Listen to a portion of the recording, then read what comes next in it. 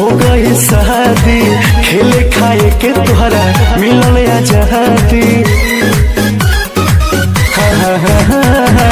अब तो तुहार जान हो गई शादी, खेले खाए के तुहरा मिलल आजादी। रोज रंगीन तोहर होत होई रतिया, दिनवा कटत होई जानी में। रोज रंगीन तोहर होत होई रतिया, दिनवा कटत होई जानी में, जानी में।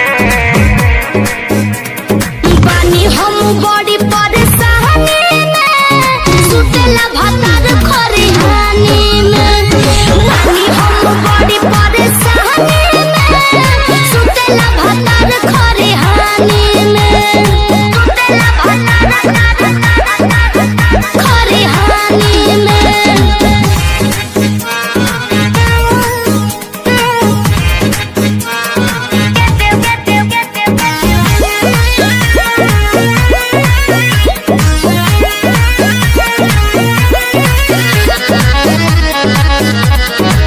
करेलू हमरा से काहे बहाना, खूबे लुटत होई बुमाजा।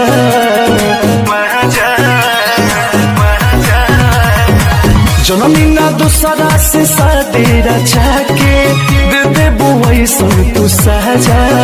अब ही बलम तठे कल नइखे, दियावा के प्यार भेटल नइखे। हमारे संगवा में बचपन बीतैलू, छोड़ी के गहिलू